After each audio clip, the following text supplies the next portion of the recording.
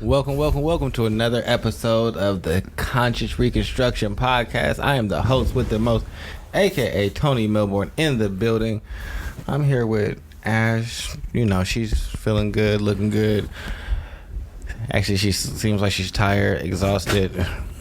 But keep my eyes open. You know, I'm sitting out falling asleep on the couch, like I'm like, just resting my eyes. When you came in, I was like, she seems like her energy is very low. But nigga, that's an understatement. But whatever. Do what you gotta do to get where you need to be. How's your weekend been? It was busy, but I started watching like old school anime out of nowhere. First, it started out with what's the one when they're on that train, and it's the two cats. Have you ever seen that? That's not. I'm on a train and it's two cats. It's called like the Night. It's called like the Night Express or some. Not the Night. That's Galaxy Express, which I got from the library. But it's a whole world full of cats, and the little homie is an outcast, as most animes like this, go. He's a cat outcast, and he don't nobody like him except for his one friend. What's his name? Campanella. I know the names. It's Campanella. Campanella. Yes. Listen, that is a vibe. You'll like that. It's 1985, so you this was like before. This. Listen to me.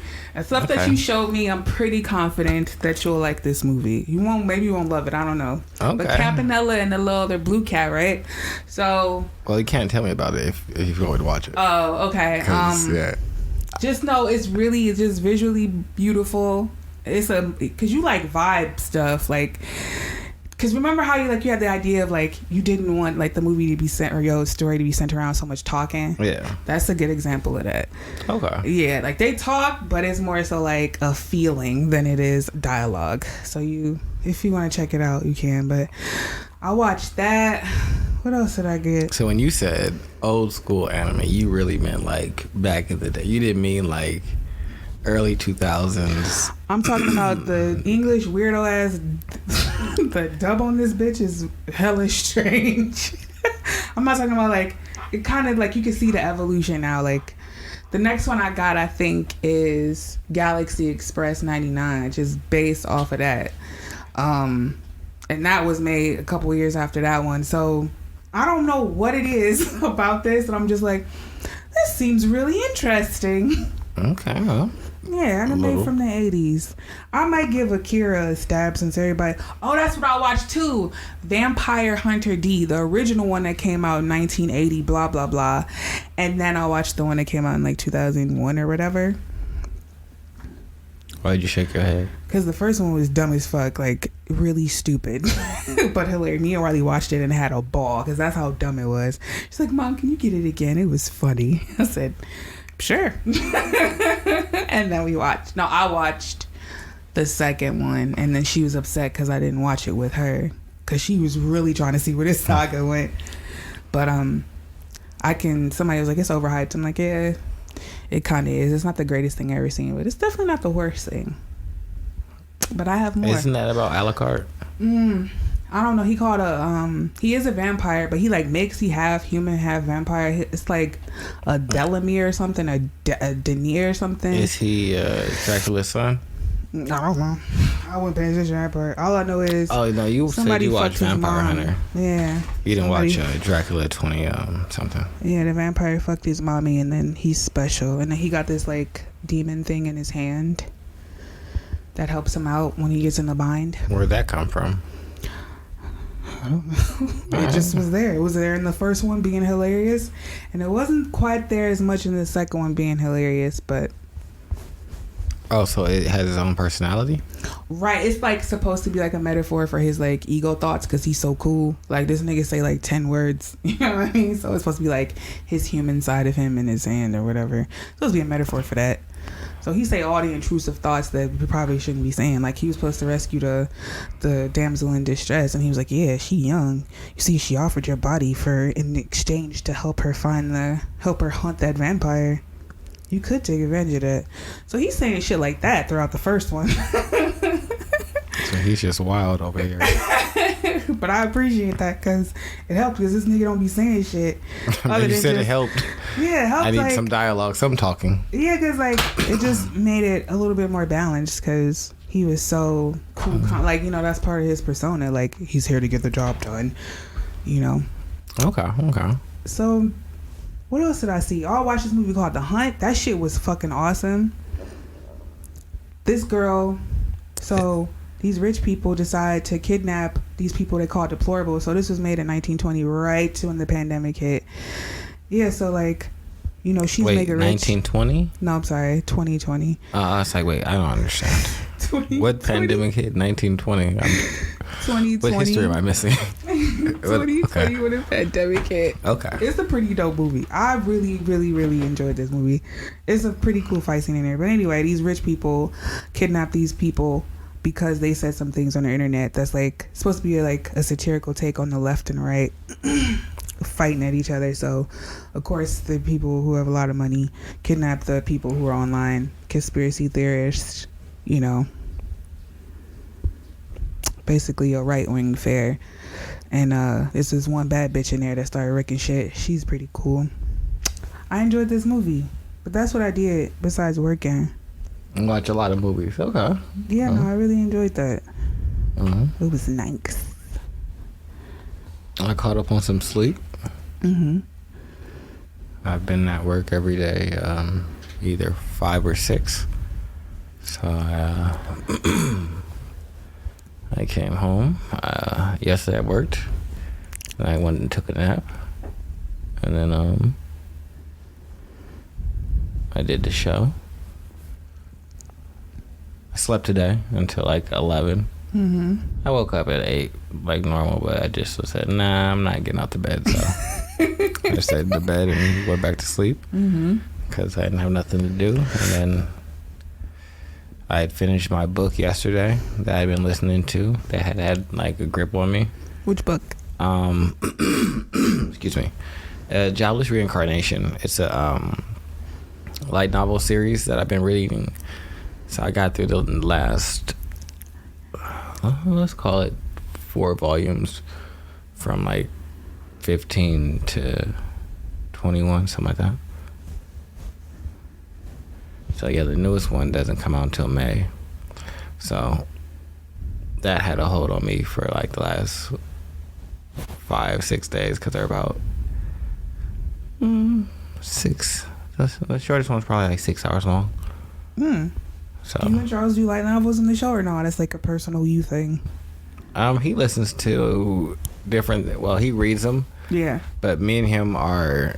So he has a couple other like series that he's listening to, and I just found a YouTube channel that plays light novels as audiobooks. So I've been. That's where I've been at and listening to all those. So I'm currently much farther than him on all the light novels. So I'm not saying anything about anything that's happening. Because, like, I think in... Is It Wrong to Pick Up Girls in a Dungeon? Or Danmachi. I'm waiting for volume either 18 or 19 to come out. And he's on volume, like, 13. And then on Mushoku Tensei or Jobless Reincarnation, like I said, I just finished volume 21. I'm waiting for volume 22 to be on there, and he is probably on volume just finished 14. So yeah, there's a bit of a information. Like, he was ahead of me because he was reading before me, but then he's reading so many things.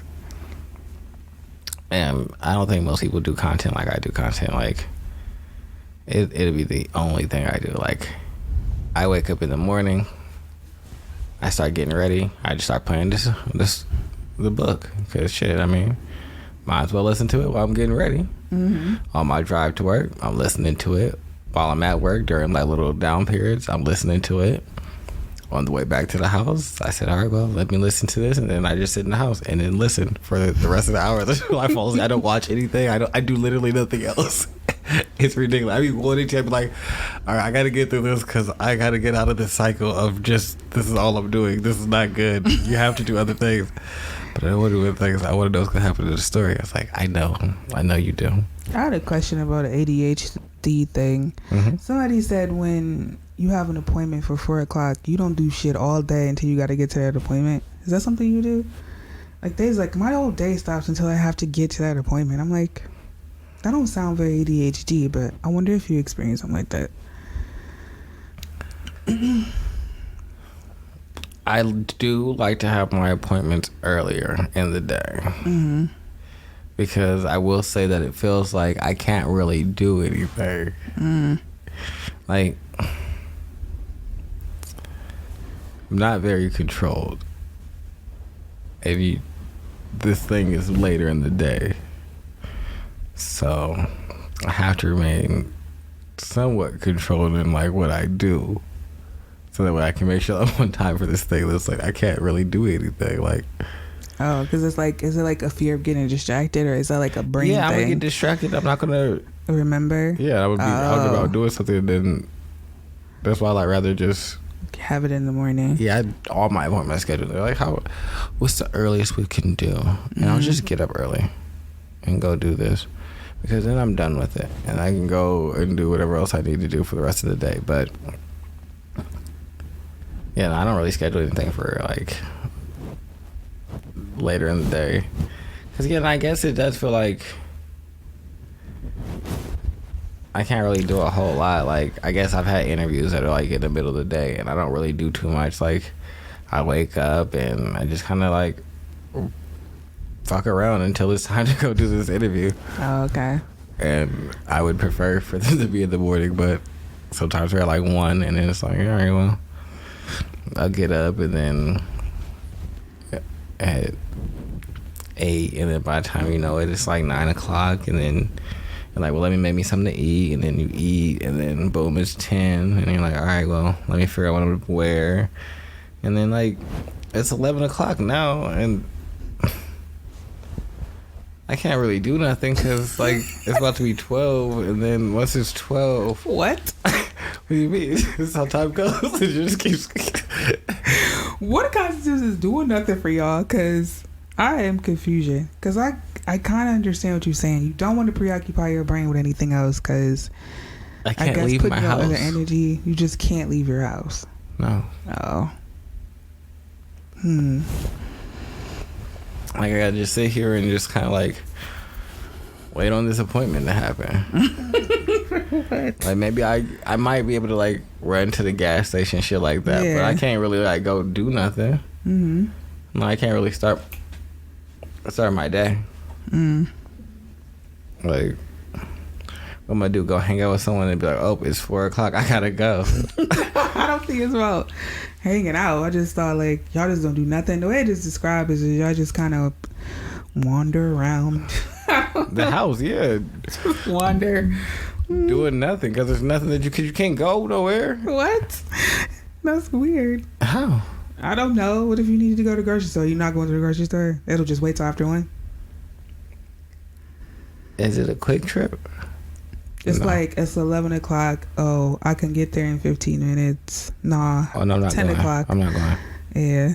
I'm not going. You can be like, all right, I could be done with my shopping by 12. No? No, that's weird. I ain't gonna lie. No, I'm not going. Not for an interview. Even though I gotta go to the doctor's office, I'm not going. Like, it's like... If you go to the doctor's office? No? I don't got time for that. Like... Oh.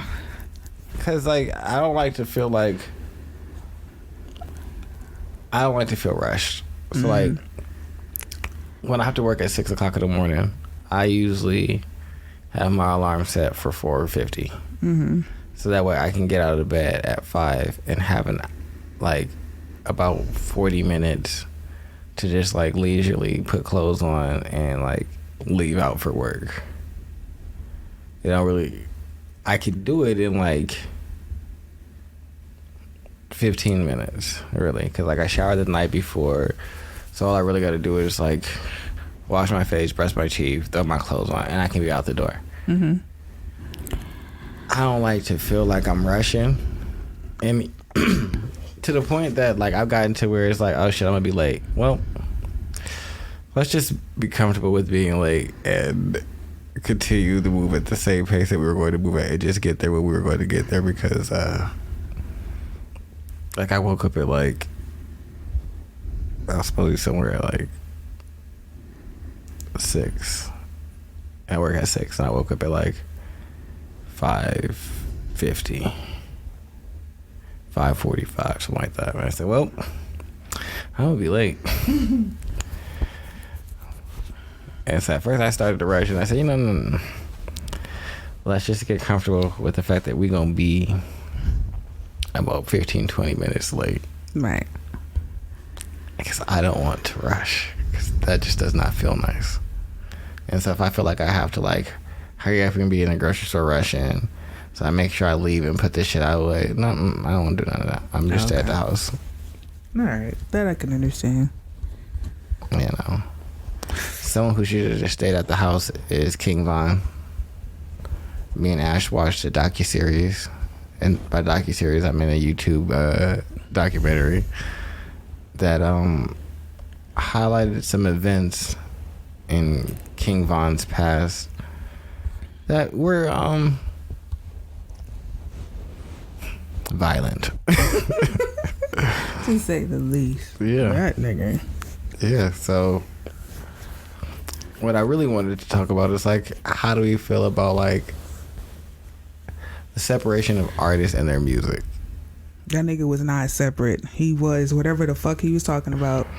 Okay, so do you feel like he goes in like the category with R. Kelly, where it's like R. Kelly clearly was singing about the things that he was doing? That's so gross to think about. Oh God. So it's like, all right, R. Kelly was doing that. You were clearly rapping about murders and activities that you actually were getting active in the thick end. Remember when this nigga was in his, because they just said ops, I don't like saying the word ops, but remember he was just in their neighborhood, just walking around talking shit. I'm like, this man's a psychopath. That is psychopathic behavior.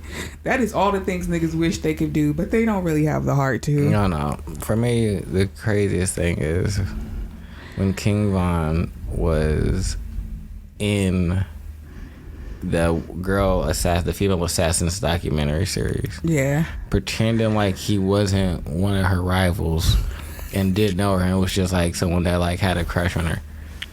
Excuse me. It's so sick. That's a new level. Tony, you ever going that low? You ever going that low? That's craziness. Tony, could you ever see yourself going that low? As petty as you can get. You ever just being like, yeah, man, shame she's gone. I mean, maybe. Maybe, depending on what they did or what. I can definitely see. Like, I just thought, I was like, I could be definitely someone who was like, damn, I can't believe that happened to them. What? I can see it too. And it'd be me that did it. I don't think you'd be public with it though. I think you probably would be more so with your friends. Like, dang, it's crazy, y'all. No, but like if the person that was like connected to it, affected by it, came to me and was like, did you hear about this? I would like, that is so crazy. Like, I would be fully invested in, damn. Oh. I'm sorry. I'm so sorry to hear that. How are they doing? How are you doing? Anything I could do to help? Yeah. Call me if you need anything. How can I be a resource? You niggas is sick. Sick-arinos. No, because fuck them. I tried. I really tried internally to be like more eloquent, but it was just really like, no. What? Because like, nah, there's no really explaining it. No, it's in not. a way that's gonna make you understand. It's not gonna make it any better. If you the enemy and you got it, and then other people come around, I'm definitely playing clueless. Exactly. And then I understand that from a survivor perspective. get that I might dislike you so much that now I'm playing saddened individual over you, like sending you condolences and shit. Like, if I could, so I'll say this: if I felt like I could get it off, where I could be like, "Oh, that's so crazy. I'm sorry that happened," and be like talking like that, and be the one that did it to the people that I did it to, or like have some, or like didn't know that I did it, but were like interested in the thing, and I was just like being able to talk. I would. The answer is yes.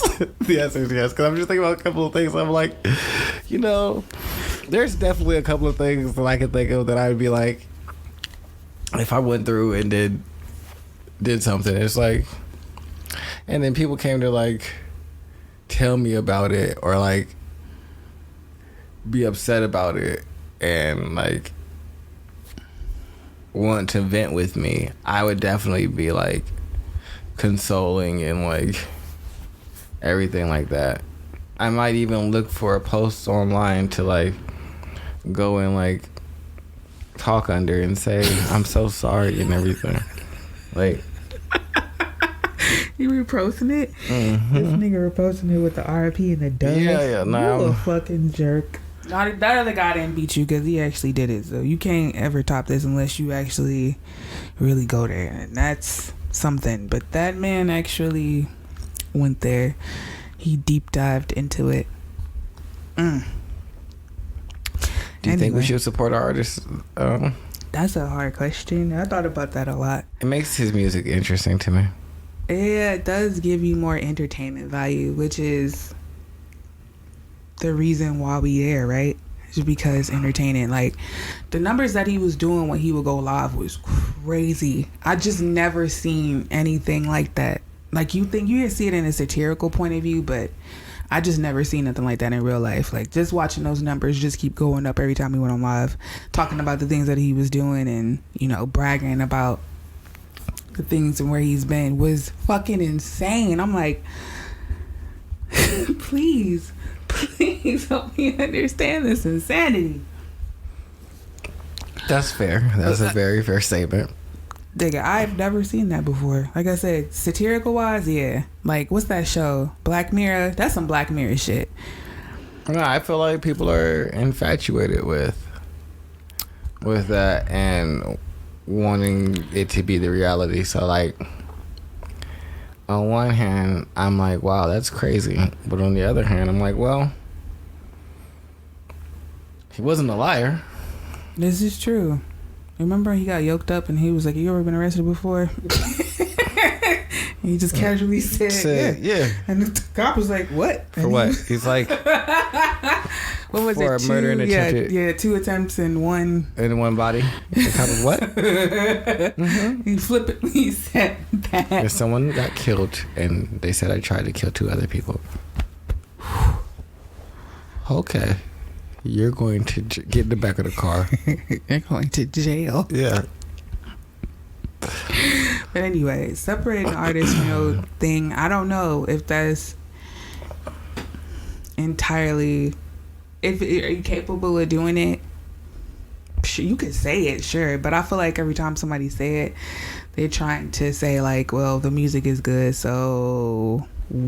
You know what I'm saying? Like, are you inadvertently doing like the music is so? I think that this is actually a great question now. I have. Do we want our artists to be like him?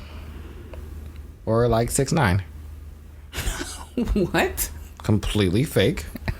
And had no real like street cred or bone in his body, but did all that tough talking in music. Or someone who does all the same tough talking in music, similar like viralness and popularity, but is also very serious about all the things that he's saying. I don't know, because some of the greatest poets, Charles Bukowski was about that life. That nigga had stayed with hookers and fucking alcoholism. Did he write that it cut him out in his shit? I guess you could say that. I'm trying to think of who else when it comes out. I don't know. I guess you would want. No, I'm not gonna say that. I don't want it to be real. I don't want it to be real. I don't know about fakeness either. Because what if clearly, like, I don't know who like sings about. I'll just say everybody. I guess everybody guilty. Do everybody know what real true love is? To really be a loving person, or to have unconditional love? You could argue no. I mean, I don't think most people know what that shit really is. I think that people know what lust is, but we constantly singing about that shit, like constantly. I mean, so you know what I'm saying? Like, do you believe that most people know about for real love, like true love from the heart? You love something unconditional, regardless if they're your child or your pet, like just whatever, and really being a loving person and embodying that every day. Do most people know what that is? See, I take it as they I think it's subjective for love, at least for me, where it's how you interpret and process and then present love. So it's subjective between you and everybody else that or the other people that you're involved with, that like you're sharing or trying to like show love to. So I think that when people are singing about it, they're singing about the type of love that they are experiencing and expressing and showing. And whatever I can take and relate from is kind of what I do. And so I guess I take that as real. And so... because that's what they know. So yeah. We couldn't really... But even if you know something, are you really embodying the full thing? Like, you don't... I feel like with most people, and I've been... Oh, no, I can't see if they're living what they're singing. Right. I would have no idea. But... you really don't have an idea whether it's a Tekashi or a Von until it shows itself. But exactly, when it shows itself, which one do you like more? I don't like neither one of them. I'm not gonna. I don't want either. None of that shit is okay. That's not a reality. You can't be like, well, I don't want you to be fake, but I also don't want you to be real. No. Oh my God. What? Yeah, exactly what I'm saying. What do you mean? No. Don't be fake.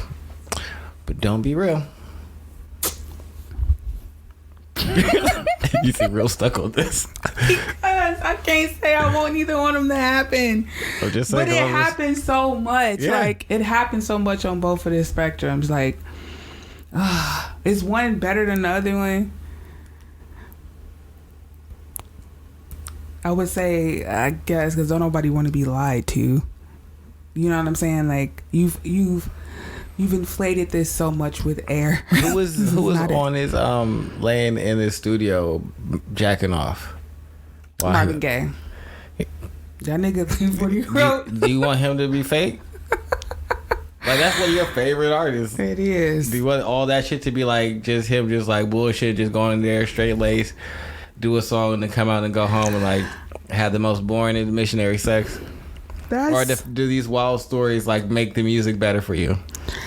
No, I mean, yeah, no, my yeah. Imagine said no. This is actually yes, they do. Yes, that one definitely made it like that nigga wild. But at the same time, it's like, how did we get? Why do we have to take this road to get here? For this rawness, why didn't we choose something else? I mean, it's like, I'm not saying I don't want to think about this, but it makes sense that Marvin Gaye was just jerking off but R. Kelly used to do it too. He used to have bitches grinding on him when he sung. Did. Yeah.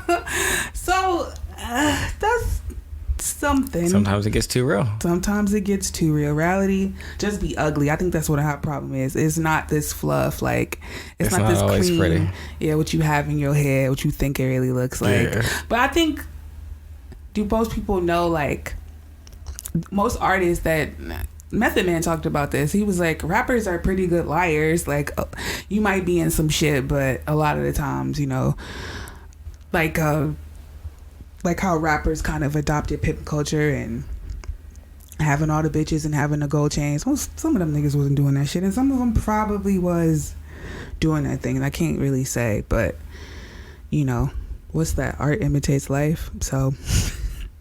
One adds a certain more powerful punch than the other. I will admit to that. Do I want this if it's that extreme? So you want degrees of realness? Yeah, like Marvin Gaye jerking off and the thing didn't really harm anybody. So you want the Marvin Gaye realness, not the R. Kelly realness. You want because we don't know what the fuck was going on in the booths with R. Kelly now. We're just gonna leave that up to speculation. because he was crazy. But the King Von and them stuff, that should be like way sad. Like I was sad for them young kids doing all that stuff, but that's the reality. You know what I mean? That's the reality that they face, and that's what he shared with the world. So, is it any less art? No, it's not, because like you said, he rapped about what he knew. So I'm not gonna take that away from him. He rapped about what he knew, and people resonated with it on a level and was listening. So I mean, and you missed the first part of the docuseries, but in the first part, what he said is what really set him off is his best friend got killed in front of him when they were young, and so from then on it was like, all right, well, retaliation is a must. And then he retaliated. He was doing his thing, but also still more of his friends was dying. Like the girl that he killed or potentially killed, K.I. She was connected to the killing of White, which was one of his friends and everything like that. And so she would talk shit about that and kept talking shit about Odie, which is another one. And like after they killed, after she killed Odie, they changed the name of their set to O Block. Yeah, and so she was like, something make the O, K.I. make the O, basically. So saying that she killed Odie and made them change their name. And so it's just like, I understand that all of this is crazy, but on another instance, it's,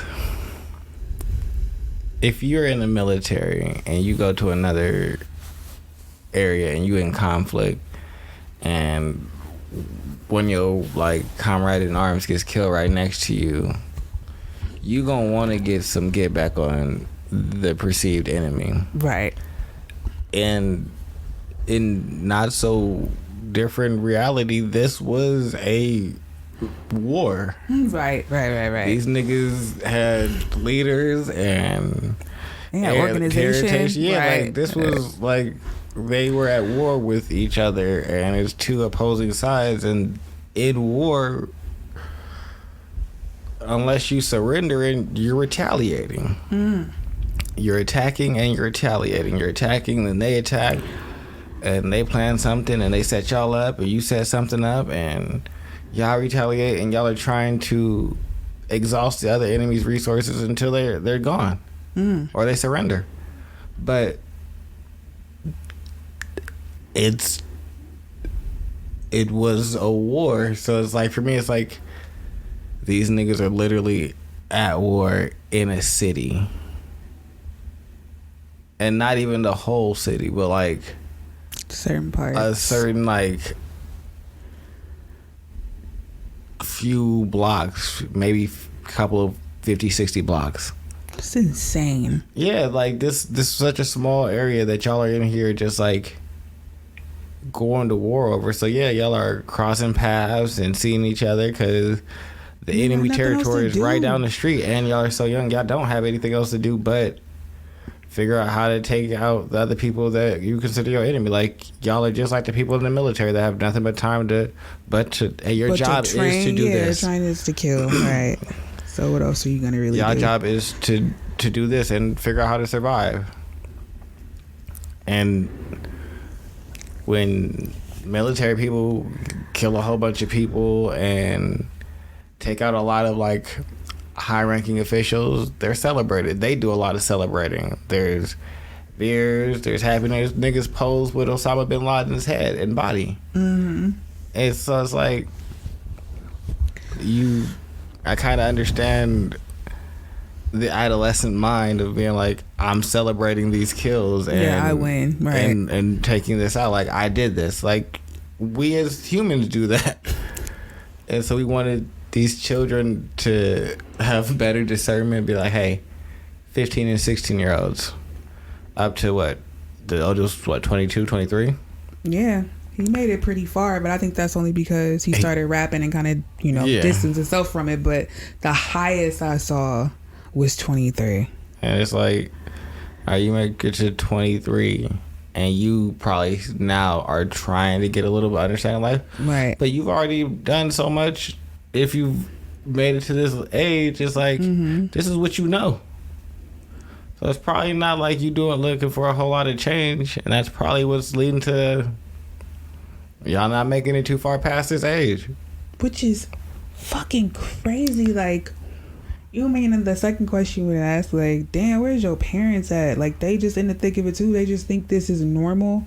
So y'all niggas on this 5 blocks just think this is the normal reality for you. I couldn't imagine. Could not imagine. Yeah, this is just how it is. And nobody's like, I'm not saying nobody did, because we don't get to hear about maybe like unsung heroes of these communities, but. Well, see, I think of it like EC, but with instead of a whole bunch of houses like how it had, because EC used to be like really like rich. Yeah. A lot more of the apartments, kind of like how Euclid is. So EC and Euclid. And so if you have all of that, then the parents are probably either working these bullshit ass retail jobs all around. And I will say that much. Y'all ain't got y'all scrimping by. Yeah, you can't really control teenagers. You can say some things, but you're not really controlling a teenager, especially if they get to that point where they just wild as fuck. Like, yeah, no, you're not really controlling them. So I will give them that much. But damn, you just gotta be like, what? Yeah, no, it's just a wild situation. A very wild situation. And the fact that you explained there's only 5 blocks, just 5 blocks wide. Yes, it's not they. It's not they in the south, so it's like the south side of Chicago, and so they're not in a very large place. Like, you could say 20 blocks, and it's still not a large. No, it's not. You running into each other. Y'all live in the same areas. Close proximity. More than likely, you got one grocery store. Because that's how close that is. Y'all proximity is real close. And so that's why he was always like, I'm in y'all area. I'm walking through y'all like, they said shit on the thing when they were like, when he killed K.I., they said it was a 3 or 4 minute walk from O Block. And so it's like, y'all are, if you feel comfortable kicking it with your people at this house, so clearly this y'all area. If they area is 4 minute walk away, this is, y'all conflict is right on each other. Y'all right on it. It's no escaping that. No, y'all right in it. You have to see it, even if you ain't a part of it. Yeah, you're seeing that's it. Like how the dude Malcolm, that wasn't a part of anything, ended up getting killed because like shit, you just at a party with other people that are a part of it. Yeah. And so you see it, you know it. Like I know who was talking about it. I think Juice was talking about how he wasn't like a gangster, but he just felt like you had to still like just carry a gun just to be like, to be safe. He's like, I'm not trying to like do nothing. He's like, but I need to be able to protect myself from people who want to do something. And it's like, to have that thought, it's like, I gotta have a gun because me walking out the house and going to school might mean some niggas want to shoot at me, and I need to be prepared to be able to shoot back and defend myself. I'm not even involved in no gang activity or anything like that. Niggas just might shoot at me. That's a reality. Yeah, that's a crazy reality. So I don't know if I want my artists to be fake, but I don't think I want them to have to go through these realities. I'll say that. Those are two very different degrees. Where you said like the Tech-9 going to this, like those are like those are two very different degrees of realness. But like I said, it's just not cute how you see it. Like somebody was talking about this the other day. Like the music has changed pretty drastically, where some kids don't even want to listen to actual murderers talking about murder because like you don't relate to that life and you don't really want to do it. Like sometimes some things that get you hyped up, but you don't really want to do that. I'm sure Von didn't want to do those things. It was just a decision that he made in his life and was like, well, this is what I'm choosing, and maybe was backed into the court. And like, you could always change your mind. So But nobody, I don't think nobody is. I'm gonna say that. I think it's pretty rare that somebody really wants to do it. And initially, I'll say that much. I think it's a rarity to really want to do that. But most people just kind of, want to get by and survive the best way they can. But like I said, I can't be mad at them for making art and being an artist. And that's what I'm gonna leave it at that. That's fair. That's fair. I'm gonna leave both of that at that. I wish it was different though, cause like I said, that's a reality that I don't understand, and my heart goes out to people who just feel like they in it, and it's probably hard to get out of it. I don't know. Yeah. You ready for yours? Never. I'm mad that it's always such a hard time for you. You're like, nah, I don't want to do my what? She's like, bitch, why are you here? Yeah, like why? This nigga FaceTime me. I ask her what she want for me to come back home. What? That's what my daughter just said. She said this nigga FaceTime me? No, she to FaceTime me. I was like, what do you want? She was like, for you to come home. Go to sleep. Anyway. That's what kids do. I support that.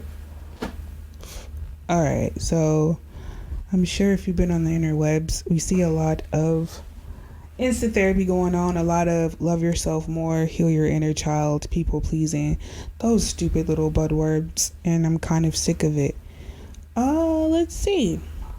We'll start with some simple phrases, and you can tell me if you agree with it or not. But here we go. What would you do if somebody said that they were on a healing journey? What does that mean? I don't know. Like, they need to explain it to me. What the fuck is a healing journey? Yeah, I'm comfortable with a healing journey. Yeah. If you like, I'm taking like some time away from technology, and I'm gonna do some reading and some research and some self-reflection. Mm-hmm. And like, all right, I fucks with that. That's like a spiritual journey. But you had some trauma and you need to get over that. All right. But if you tell me you're going on like a healing journey and I ask you, what is that? And you say, well, I don't, I'm just healing. I'm going to get to myself. How? Well, I'm going to just focus on healing. By doing what? Just focusing on me.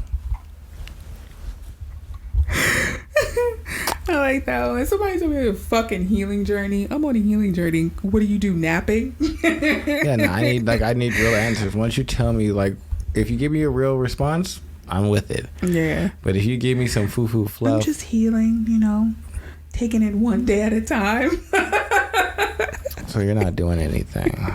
We need to actively. stop that. Oh, you got a couple of crystals by your pillow at night. You need crystals by your pillow. But that's it. You don't do nothing else with the crystals by your pillow. Just sleep with the crystals. Realistically, under your pillow. Under your pillow? Yeah. So that way, on a healing journey. Every day. Every day I'm on a healing journey. I understand. I don't sleep with No, I did back for a couple of nights. That's when I was on my healing journey. Anyway, the next one, people pleasing. Do you agree with this one or not? Is this something that is very impactful to our minds? People pleasing. You need to stop people pleasing. I think that there's people pleasers. Mm-hmm. Yes. I think shit's hard for people pleasers, yeah. Yeah. And I don't think everybody. Yeah. They should. Stop people pleasing. Yeah. Because I'll say this, most people pleasers are very resentful and usually aren't as fulfilled with life because people will ask them to do something or want to do something and their desire will be contrary to that, but they'll go along in the sense of feeling like I need to like make sure like me and them are okay and that they're pleased with me, and that will lead to like positive interactions with them instead of being like, hey, I don't want to do that, and me saying I don't want to do that should be acceptable and not cause us to have negative interactions. They're worried about like them putting out their own thing turning into like negativity. Like, hey, no, me saying my wants or not wanting to do what you want me to do results in like negative outcomes. So I think people pleasing is a real thing. I don't think that everybody is a people pleaser. Yeah. Do you not feel like it? Here's why. Okay. I'll be people pleasing. No, I learned how to put it in balance. Like, I would do things because A, I thought I had to do them, and B, it would get people to recognize me. Like, I didn't know how to recognize my own feelings and my own needs, so I thought putting other people's needs over my own was what I needed. Like, that's that whole good girl mentality, right? If I serve them, then I get recognized as being a good girl and I can feel better. When really it doesn't really, if you do it too much, let me not say that. I think in balance, yes, it's bad, but I think it could be a strength because you're not so narcissistic or like self-involved. I'll say that much. You're not so self-involved to the point where, to the point of like being overly self-centered. Because as a mom, you kind of have to pay attention to your kids' needs, or as a parent, you kind of have to pay attention to your kids' needs. If you're a husband, you kind of got to pay attention to what your wife needs. So it's a strength until it gets out of balance. That's my thing. Like, I've seen it be out of balance to myself, but when people, I think in this context, or what I'm trying to say is like, when people just feel like, when people, it kind of go back to that whole, you should love yourself more. It kind of goes back to that corny shit, which will be the next one. And if you do something else for somebody else nowadays, is that considered like people pleasing? You need to be such a people pleaser. It feels like accusatory rather than seeing it as like, this could actually be beneficial if you keep it in check. So that's why I think like it's a kind of a double-edged sword with that one. So if you don't know when to reel it in and learn like, okay, and in the long run, this is not going to serve me for my highest goal. It's going to deplete me. And it's not really going to help nobody because I don't really reckon I meet a whole lot of people that know how to keep it in check. That takes time. I will say that much. And I'll also say, I think that people pleasing is more about like acquiescing to like a majority of just like whoever you come in contact with, and not necessarily like keeping that limited to like the people that you're like directly connected to. Because you should definitely like focus on like your child, your wife, your parents, things like that, in terms of like wanting them to like have some sort of level of happiness with you and things like that. But I don't think that's the same as like, well, I think that can be if you just go full tilt and you're just worried about their happiness above your own. Yeah. And I think that's kind of where it gets to. I think that's the level of where it's becomes like people pleasing, where it's like, all right, you're not worried about like making a good environment for everybody. You just worried about like everybody else being pleased and not including yourself. Well, I guess like even that could be considered a little narcissistic too, right? Because you think that what you're doing is just so great and it's just gonna help them, and at the end of the day they're gonna praise me. Like, every nigga done thought that, and I don't care if y'all can sit there and pretend like, no, I would never. Like, nah, I've been there. Well, bitch. see, for me it's not necessarily like I think that everything, I don't know if they think everything is so great. I think that they just do everything that is asked of them regardless of whether they want to or not. Right, because at the end of the day, it just leave to your need to be seen. That unnourished part of you that needs to be seen and recognized for doing something quote unquote good. I know. You're not a people pleaser. You don't know.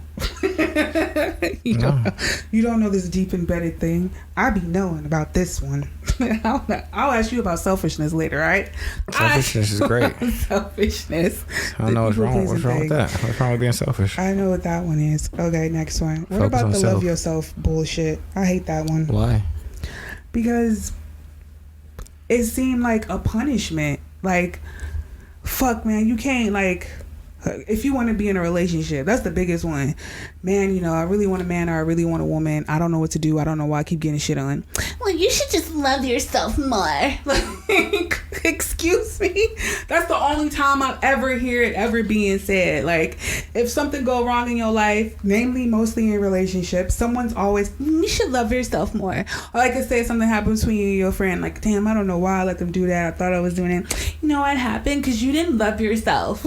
That's the only time I ever hear that fucking thing. That's the majority of it. Why? Because that's the truth. No, it's not. It is. How? If you cared about yourself more, you wouldn't allow disrespect. Mm-hmm. Then. No, sometimes disrespect just happens. No, that don't gotta do with nothing with your loving yourself. Continuing to be engaged and allowing this to move forward without correcting it is the part of you not loving yourself. Sure, disrespect just happens, but that's just moving on with it. Moving on, getting on like shit is just cool and not calling it out for what it really is. That's not loving yourself. That's being passive. That's keeping the peace. Those might be valuable, but I don't know if that's really like recognizing how you felt. If someone takes something from you, you give somebody something and or ask someone to hold something for you, and then you come back for it and it's gone, and they're like, no, I used it. Let's say it was fucking like a program, or not even a program, like, oh, let's say you had some whatchamacallit, some merchandise, and you was like, hey, can you hold this for me? And they like, yeah. And they holding it for you, and they get hard up on a little bit of money, and or they just decide that they want to make a little extra money, and so they decide to sell it and not say nothing to you about it. But you have plans to like, all right, boom, I'm gonna go and sell all this product here, and that's gonna lead me to be able to buy this next big thing and move into this next phase. You get there and figure out, boom, it's gone. And you upset about it, but you just kind of let it go. That's not really loving yourself. You let someone steal from you. Someone that, and clearly it was someone that you trusted and thought it had some level of care for you. Mm-hmm.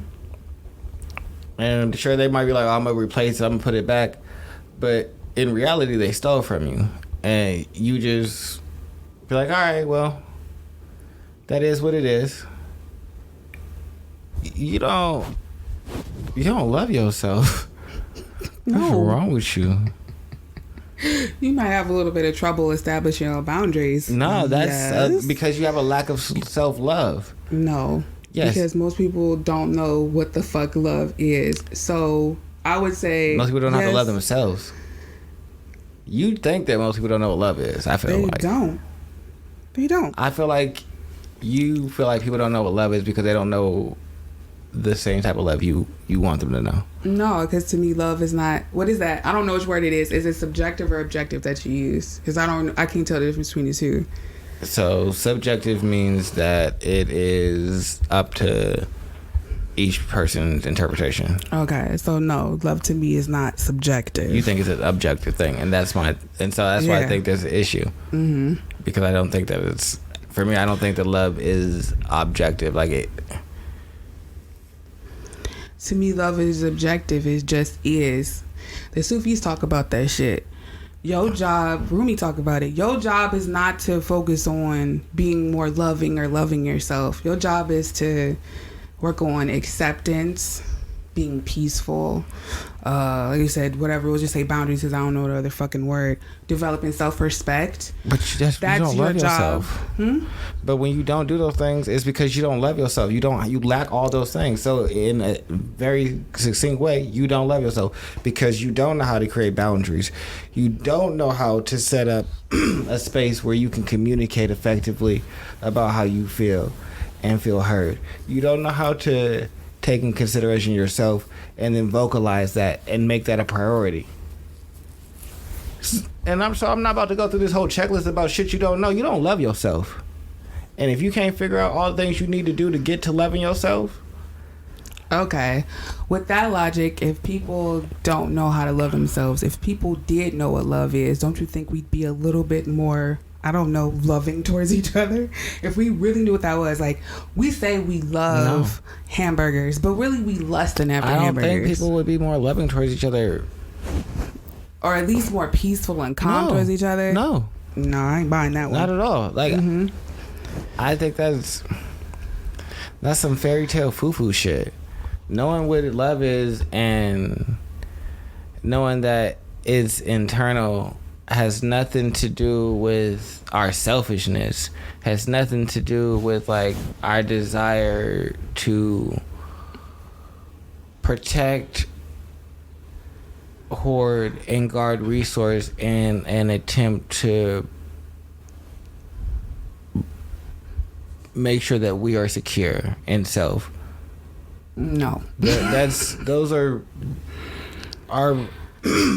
all existing living things needs. Shelter, food. Once you start getting into these like hierarchy things, the very basics of them are very selfish.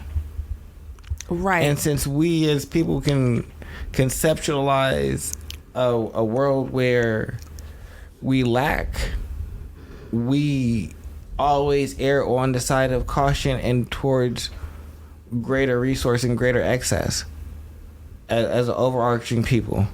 Sure, there's individuals that don't, but we're just talking about the whole. So you can't say that it wouldn't go towards like hostility, because peace, yeah, I know what love is, but love isn't going to stop the other person from taking the last fruit out of that tree. And if they take the last fruit and I ain't got no fruit, I'm gonna be hungry. So I should probably just take the whole tree. That way I got the fruit for as long as I need it. I think our human selfishness and rationale and our ability to conceptualize our needs gets in our way. I don't think that it stops the fact that we love. I think that it's the other side of the coin. Sure, we love, but then we rationalize all these other things that can happen because we love. How it can be left vulnerable. How when you love something, it makes you do things that aren't the most conducive for you. So I don't think that. But for me, like I said, I don't think love is an objective thing. I think it's subjective between different people. Yeah, I know you think love is. You said love is. Yeah, it's just something that is. So for me, it's not a foo-foo reality, because to say if you love your wife and kids, you got to go to war for it. You're going to do it out of the love for them, right? You can't avoid conflict. That's not what love is trying to do. That aren't really going to do much with each other. Just because you are a loving person does not mean conflict does not come your way. But do you know how to deal with it better than just flying off the fucking handle? Yes, because now you've developed some sort of acceptance inside of yourself, or whatever the fuck goes down the list of inviting more love in. Like with if your mom, like you and your mom ain't fighting over resources, right? You just gonna feed her. That's it, because you love her. That's all that matters. My mom said she was hungry, so I'm going to feed her. The conflict, how you dealing with that conflict, is a little bit more peaceful because of a loving situation, is what I'm saying. That didn't get rid of her hunger. That didn't get rid of your need to go survive and provide for your mother, did it? No. But going to get it, it didn't cause this chaos in your brain when you had to go feed her. No, conflict is not going to dissipate just because you're a more loving person.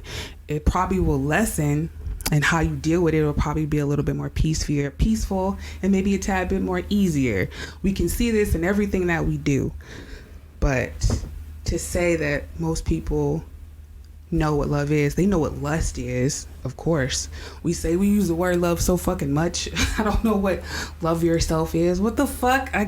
To me, it's just a costume. You need to love yourself more. Shut the fuck up. Somebody over here saying like, yo, I made a mistake. You know what would be really loving is if you said, you made a mistake, man. I understand. Yeah, you're right. What you gonna do about it next time? That would be loving. That would help somebody love themselves. That would be loving. More. But how about if they don't say they made a fucking mistake? How about if they cheat on you and they said, "Damn, my bad. I'm not gonna do that no more," and then they consistently continue to show the same behavior and same action, and you consistently take them back? Bitch, you don't love yourself. Mm-hmm. So you can say all that other shit, but no, you have a clear lack of understanding of how to set boundaries, how to garner and hold a level of respect for yourself.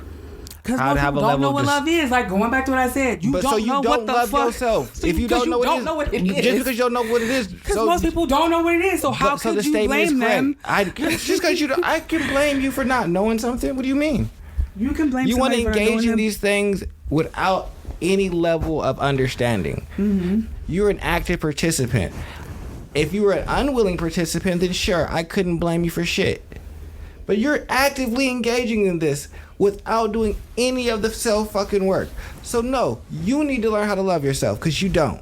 So I guess I don't see how that's subjective, because you're using a blanket term for what most people go through. So how is that subjective? You yourself just said, okay, if you love yourself, there's this blanket generalized term that we could all follow. So it's not subjective on what you thought it was. A blanket term. It's if you are in a relationship and the person that you're with is a monogamous, not even a monogamous cheater. They sleep with other women or other men on a semi-regular basis. But that's not one of the things that bothers you, and you don't give a fuck about that. For me, that's not you not loving yourself. Mm-hmm. So it's subjective in how do you view and articulate the situation. Once you start internalizing and feeling like, oh, I don't want these things, but I don't know how to like vocalize, set boundaries, and articulate, hey, I don't want this to be happening, and this isn't what I want, but this is just what I'm accepting. That's when you don't love yourself. So it's subjective in whatever the situation is, but you don't love yourself once you just start accepting it and you don't want it.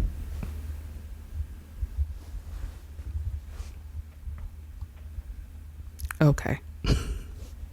I just don't think that you can accept something that you don't really want and love yourself.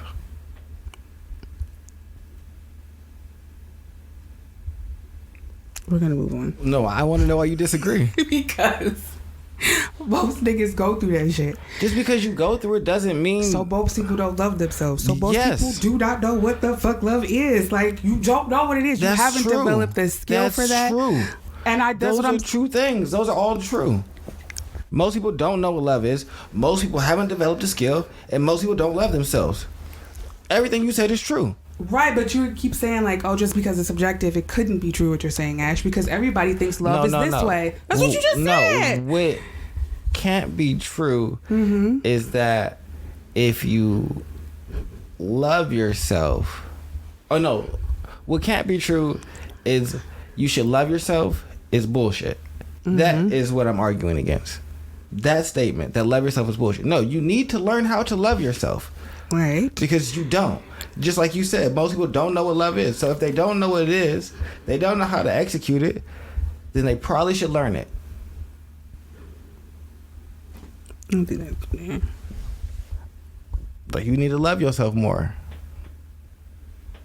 I feel like you don't like the statement because you're in a space where you know and have gained a level of understanding of love. And you're like, bitch, don't tell me that, because that's not why I'm going through or doing whatever or doing what I'm doing or dealing with what I'm dealing with. It's not because I have a lack of boundaries, because when I come across something that I don't like or I don't find engaging, I stop dealing with it. You've articulated that before. This is very true. But even going back to when you see it all the time, like you'll see somebody online bitching, right? Whatever their boyfriend cheated on them. And then, or just being like, hey, I just want a relationship and I don't understand. The retort is almost instantly, well, you just need to love yourself more. can't he or she just be wanting somebody to be with? Or can he just like, damn, you just made a mistake, but I know how it feels. I've been there. If you need advice, blah, blah, blah, blah, blah. The fucking answer constantly is, you need to love yourself more. Like, that's not even helping nobody at this point. It don't help. It only hurts because now I feel like a big blame game.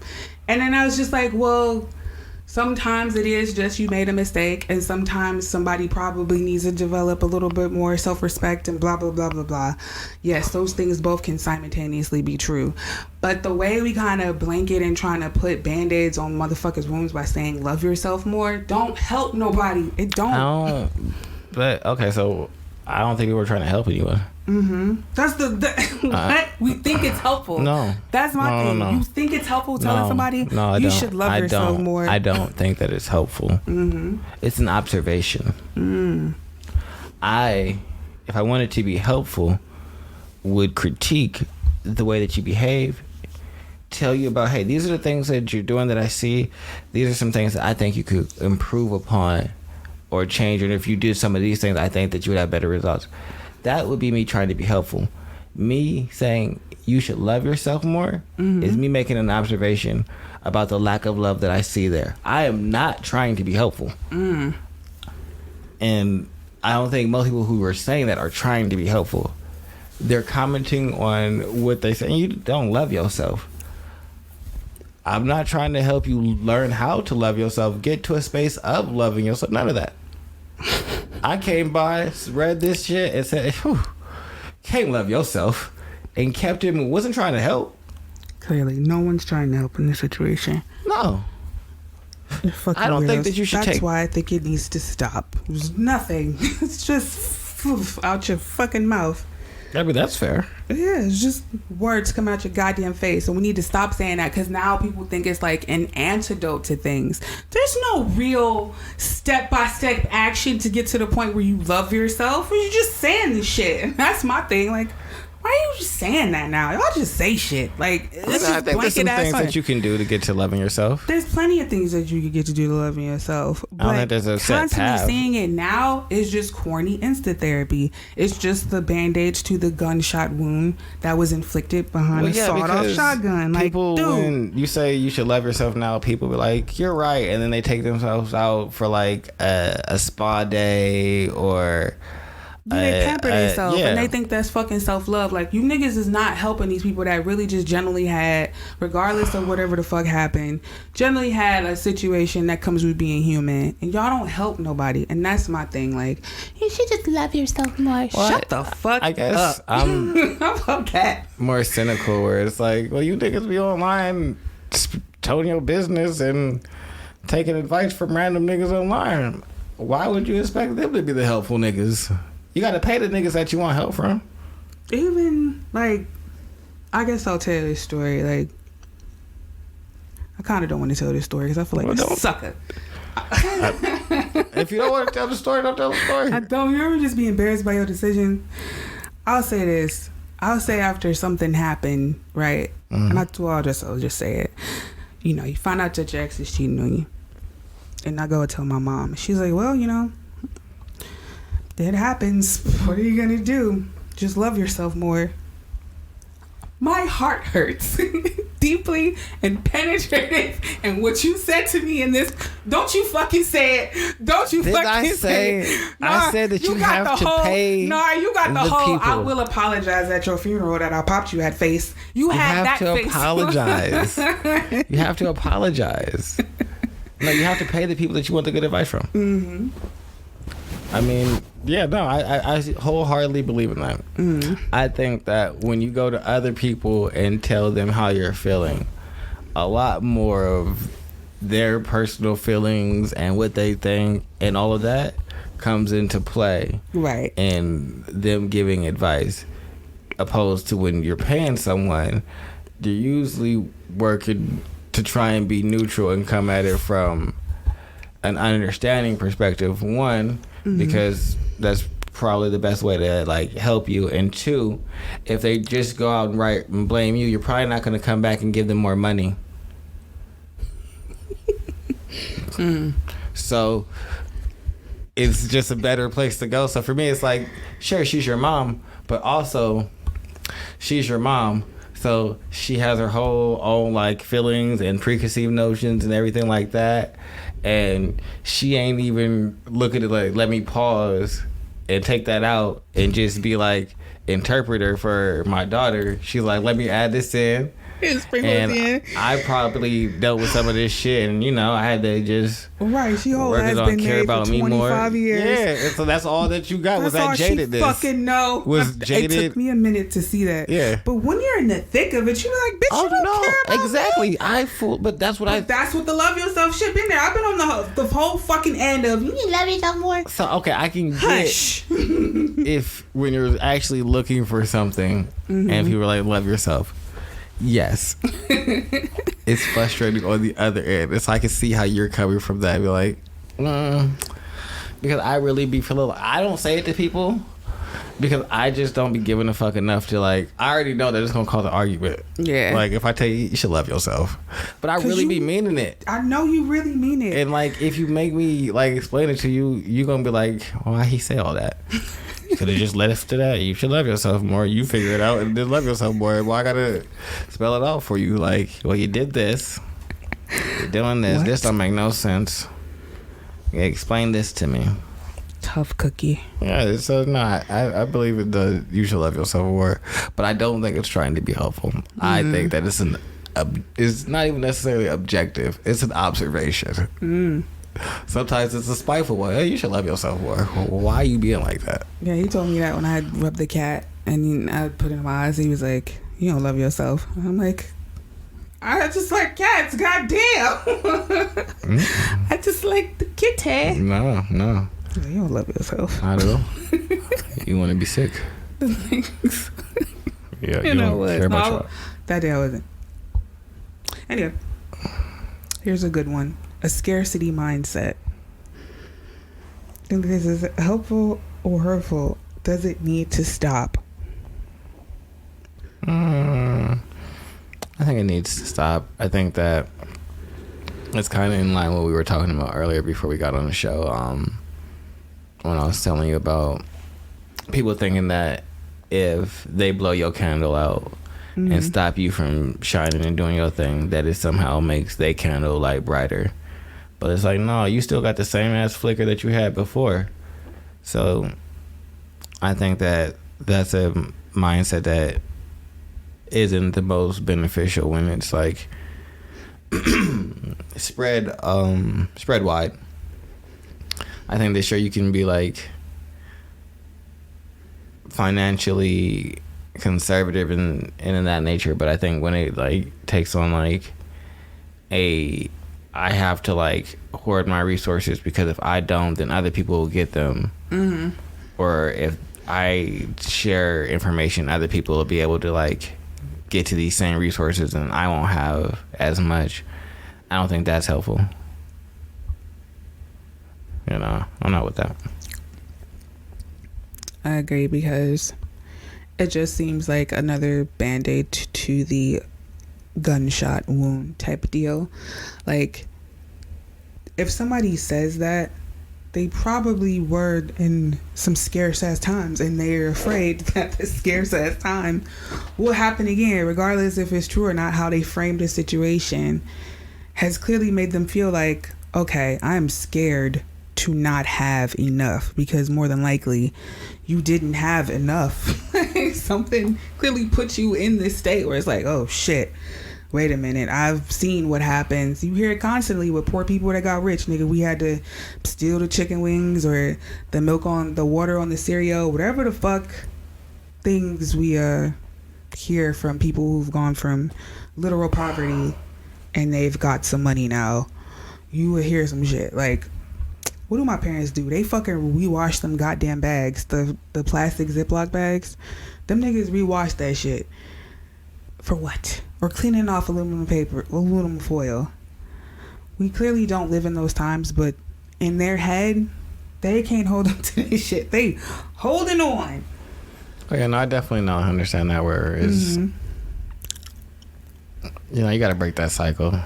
Well, that's my biggest thing. It's like we can't live like that. Like I'm not saying you got to be wasteful, but you definitely know how to be like, all right, I'm rewashing paper towels and Man, we them niggas be reusing- saving paper, the plastic cups, the Yeah, like- fucking forks. Like, no, that's yo, trash. I throw It's that shit disposable for a away. reason. Yes, I throw that shit so And away. when you but wash it, it don't even be like. it don't even be clean. It still be fucking greasy. I Yeah. fucking hate them niggas for doing that shit. Every time I see it, I'm just like, And I don't know why it be greasy, but it do. It do. The plastic shit just stay greasy for some reason. I saw 3 of that shit in the fucking silverware drawer. I'm like, I'm throwing this all the way away. It costs $1. You want me to buy you some more? I can do that for you. I see that shit consistently, and I'm just like, we have to stop. But I will say, some things that like habits that keep you poor is definitely something you have to get rid of. A scarcity mindset, that's a throwaway thing, but habits that keep you poor and in a perpetual state of survival mode, you definitely have a choice over that. But I wouldn't call that a scarcity mindset. I would just call that really bad habits that somebody taught you and that you got to do away with if you want to have some sort of, I don't like using financial stability. I'll say that just because for the sake of conversation. I'll say financial stability and security. Yes, you should probably get rid of shitty habits. Like, I was just thinking about what the fuck was I about to say. Like, I learned this. Yeah, that's a whole poverty kind of. No, let me not say that. I'll just keep it there. Never mind. Nothing deep. I had more, but we're, an hour 15 in. Anything else on the? Great little conversation. Let's see. I'll do one more. Okay, I like this one. You should always feel seen and heard.